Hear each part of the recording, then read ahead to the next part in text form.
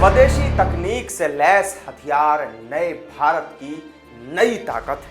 थल सेना, वायुसेना और नेवी में भी अब ऐसे हथियारों, विमानों और युद्धपोतों को काफी बढ़ावा दिया जा रहा है। जहां एक ओर आसमान में गरजता तेजस और आधुनिक राइफल्स समेत तमाम स्वदेशी हथियारों और असले से लैस युक्त थल सेना और वायुसेना भारत को आत्मनिर्भरता के साथ देश की मजबूती भी बढ़ाती हैं, वहीं दूसरी तरफ इंडियन नेवी भी ऐसे तमाम आधुनिक हथियारों और रक्षा प्रणालियों से देश की समुद्री सरहदों की हिफाजत करती है।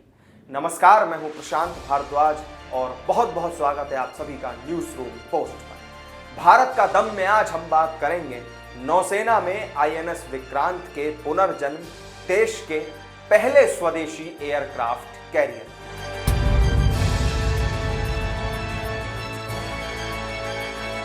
उत्तरी आयरलैंड के बेलफास्ट में 4 मार्च 1961 की एक सर्द सुबह थी। भारत की उच्चायुक्त विजय लक्ष्मी पंडित ब्रिटेन से खरीदे गए एचएमएस हरक्यूलिस के डेक पर पहुंची। विजय लक्ष्मी ने यहां इंडियन नेवी का झंडा फहराया। नेवी में शामिल होते ही इस एयरक्राफ्ट कैरियर का नाम रखा गया आईएनएस विक्रांत। 31 जनवरी 1997 को नेवी से रिटायर होने तक 36 सालों में आईएनएस विक्रांत ने देश की बहुत सेवा की।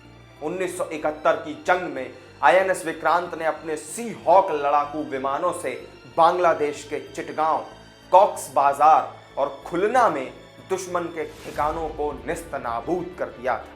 साल 1999 में हुए कारगिल युद्ध के बाद भविष्य के खतरों से निपटने के लिए एक ऐसा विशालकाय एयरक्राफ्ट कैरियर बनाने का प्रस्ताव रखा गया जो पूरी तरह से स्वदेशी हो। नेवी के पास ऐसे युद्धपोत ऑपरेट करने का एक्सपीरियंस तो था, लेकिन उसे बनाने का नहीं था। साल 2002 में इस प्रोजेक्ट को अटल सरकार में कैबिनेट कमेटी ऑफ सिक्योरिटी ने मंजूरी दी।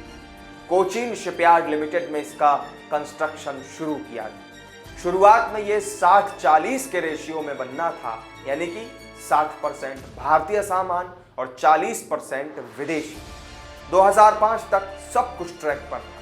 तभी अचानक रूस ने वॉरशिप ग्रेड स्टील देने से इनकार कर दिया।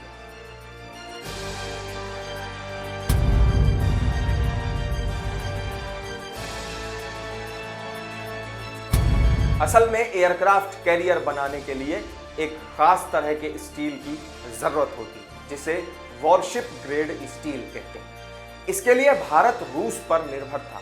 रूस के मना करने के बाद आईएनएस विक्रांत का काम करीब 2 साल तक रुका रहा। इस बीच डीआरडीओ और स्टील अथॉरिटी ऑफ इंडिया ने मिलकर आपदा को अवसर में बदल दिया। भारत ने खुद का वॉरशिप ग्रेड स्टील डेवलप कर लिया और दूसरे देशों पर निर्भरता खत्म हो गई। इसके बाद साल 2009 में इस युद्धपोत का प्रोग्रेसिव कंस्ट्रक्शन शुरू हुआ। अगस्त 2011 में इसका ढांचा बनकर तैयार हुआ। अगस्त 2013 में इसे लॉन्च किया गया और दिसंबर 2020 में इसके बेसिक ट्रायल्स पूरे हो गए। फिर अगस्त 2021 में इसे पहली बार समुद्र में उतारा गया और जुलाई 2022 तक इसके सी ट्रायल्स हुए थे। कोचीन शिपयार्ड लिमिटेड के अंदर एक जगह पर भारतीय नौसेना में आधिकारिक तौर पर पोत को शामिल किया गया। हाल ही में इसके 4 चरणों का ट्रायल भी पूरा किया गया था। इस ट्रायल के दौरान विक्रांत के हथियार, सिस्टम और एविएशन फैसिलिटी कॉम्प्लेक्स के परीक्षण किए गए।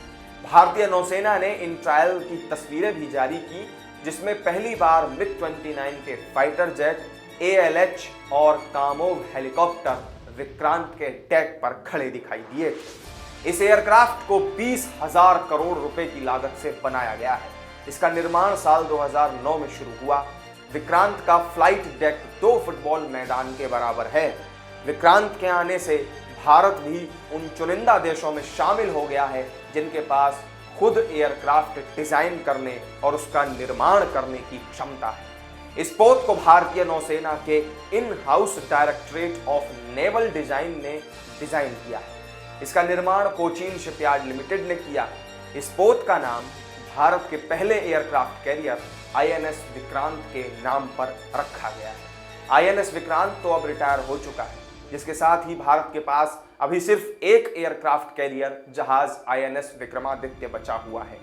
स्वदेशी एयरक्राफ्ट कैरियर विक्रांत का मोटो यानी कि आदर्श वाक्य है जयेम समयुधि स्पृधाः। ऋग्वेद से ली गई इस सूक्ति का अर्थ होता है कि अगर कोई मुझसे लड़ने आया तो मैं उसे परास्त करके रहूंगा।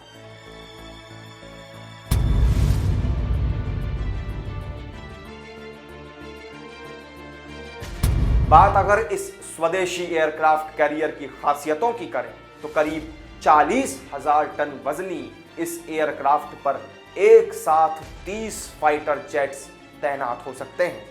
इसमें MiG-29K, कामोव 31 और MH-60R हेलीकॉप्टर शामिल हैं। और इतना ही नहीं, इस एयरक्राफ्ट में 2300 से ज्यादा कंपार्टमेंट हैं।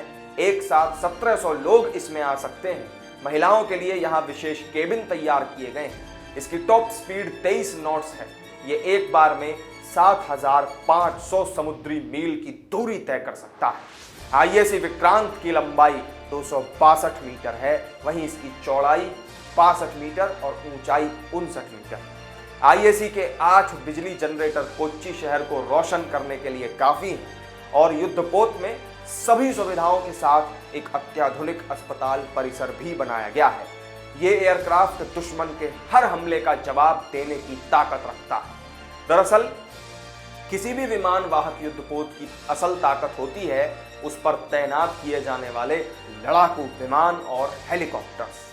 समंदर में एयरक्राफ्ट कैरियर एक फ्लोटिंग एयरफील्ड के तौर पर काम करता है। उस पर तैनात फाइटर जेट्स और हेलीकॉप्टर कई 100 मील दूर तक समुद्र की निगरानी और सुरक्षा करते हैं। किसी भी एयरक्राफ्ट कैरियर की ताकत उसका फ्लाइट डेक होता है, यानी कि उसका रनवे। इसका रनवे करीब 262 मीटर लंबा है। विक्रांत यानी कि 2 फुटबॉल ग्राउंड से भी बड़ा युद्धपोत है। ये एयरक्राफ्ट दुश्मन के हर हमले का जवाब देने की ताकत रखते हैं।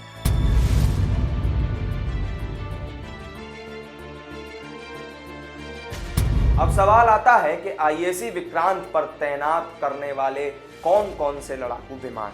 आईएसी विक्रांत पर तैनात करने के लिए हाल ही में फ्रांस के रफाल और अमेरिका के F-18 हॉर्नेट के ट्रायल भी गोवा स्थित नेवल एविएशन बेस पर किए गए थे। इन दोनों में से कौन सा लड़ाकू विमान विक्रांत पर तैनात किया जाएगा? वाइस चीफ के मुताबिक डीआरडीओ भी स्वदेशी twin engine deck best fighter यानी कि TEDBF पर अभी काम कर रही है।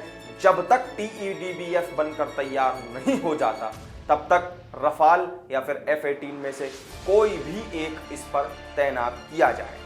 नौसेना में इसके शामिल होने से देश को कई अहम मोर्चों पर एक साथ सुरक्षा मिली। तो भारत का दम की इस खास पेशकश में आज के लिए बस इतना ही।